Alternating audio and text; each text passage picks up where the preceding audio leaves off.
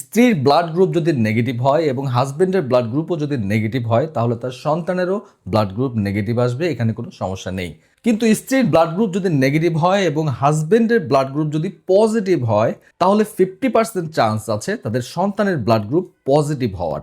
এখন নেগেটিভ রক্তের স্ত্রীর পেটে যদি পজিটিভ ব্লাড গ্রুপের কোনো শিশু সন্তান আসে তাহলে কোনো প্রবলেম হবে কিনা? যদি এটা তার প্রথম প্রেগনেন্সি হয় তাহলে কোনো সমস্যা হবে না।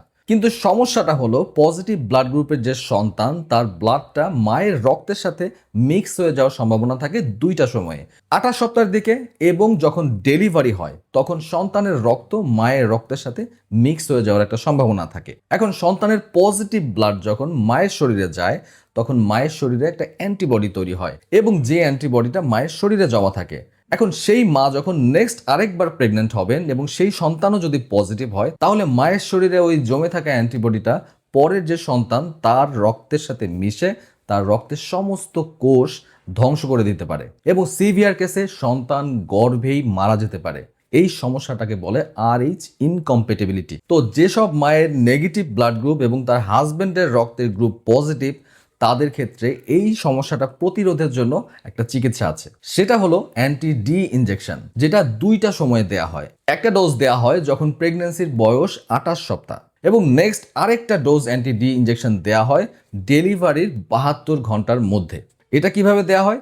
ডেলিভারির পরে যত দ্রুত সম্ভব বাচ্চার কর্ড থেকে ব্লাড নিয়ে টেস্ট করে দেখা হয় তার রক্তের গ্রুপ RH পজিটিভ নাকি নেগেটিভ। যদি বাচ্চার ব্লাড গ্রুপ নেগেটিভ পাওয়া যায় কোনো কিছুই করতে হবে না, অ্যান্টি ডি ইনজেকশনও আর দেওয়ার দরকার নেই। কিন্তু যদি বাচ্চার রক্তের গ্রুপ পজিটিভ আসে সেই ক্ষেত্রে কিন্তু ডেলিভারির 72 ঘন্টার মধ্যেই অ্যান্টি ডি ইনজেকশন মাকে দেওয়া হয়। তাতে করে সুবিধাটা কি হবে? ডেলিভারির সময় বাচ্চার রক্ত মায়ের রক্তের সাথে যে মিক্স হয়ে যাওয়ার একটা চান্স আছে, এই ইনজেকশন দেওয়ার ফলে সেই ডি অ্যান্টিজেন যুক্ত বাচ্চার যে রক্ত মায়ের শরীরে গেল সেগুলো নিষ্ক্রিয় হয়ে যাবে। যার ফলে মা যখন নেক্সট আরেকবার প্রেগনেন্ট হবেন সেই বাচ্চাও যদি পজিটিভ ব্লাড গ্রুপের হয়েও থাকে তার ক্ষেত্রে এই সমস্যা হওয়ার ঝুঁকিটা কমে যাবে। এখন সিনারিওটা যদি এমন হয় যে মায়ের রক্তের গ্রুপ নেগেটিভ, তার অলরেডি একটা পজিটিভ ব্লাড গ্রুপের সন্তান আছে কিন্তু গত ডেলিভারির সময় অ্যান্টি ডি ইনজেকশনটা দেয়া হয়নি, সেই ক্ষেত্রে পরবর্তী প্রেগনেন্সি নেওয়ার ক্ষেত্রে কি করতে হবে? এমন যদি হয় যে আপনি আগের প্রেগনেন্সিতে অ্যান্টি ডি ইনজেকশনটা নেননি, সেক্ষেত্রে নেক্সট যখন আপনি প্রেগনেন্সির প্ল্যান করবেন তার আগেই আপনাকে অবশ্যই একজন গাইনি ডক্টরের তত্ত্বাবধানে থাকতে হবে এবং কিছু চেক আপ করাতে হবে। তার মধ্যে একটা খুবই ইম্পর্টেন্ট পরীক্ষা RH অ্যান্টিবডি টাইটার। এই টেস্টটা করে দেখা হবে যে আগের প্রেগনেন্সির কারণে আপনার শরীরে যদি কোনো অ্যান্টিবডি থেকে থাকে সেটা কি পরিমাণে আছে।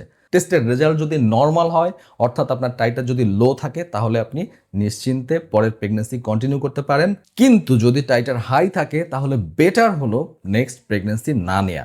আর যদি নিতেই হয় আপনাকে অবশ্যই এক্সট্রা সতর্ক থাকতে হবে এবং আপনাকে অবশ্যই পুরো প্রেগনেন্সি টাইমে একজন গাইনি ডক্টরের নিবিড় তত্ত্বাবধানে থাকতে হবে। যেসব মেয়েদের ব্লাড গ্রুপ নেগেটিভ এবং হাজবেন্ডের ব্লাড গ্রুপ পজিটিভ তারা এই জিনিসটা অবশ্যই মাথায় রাখবেন এবং আপনার আশেপাশের পরিচিত যারা আছে তাদের সাথেও অবশ্যই শেয়ার করবেন। সবাইকে অনেক অনেক শুভকামনা মেডসেন্সের পক্ষ থেকে।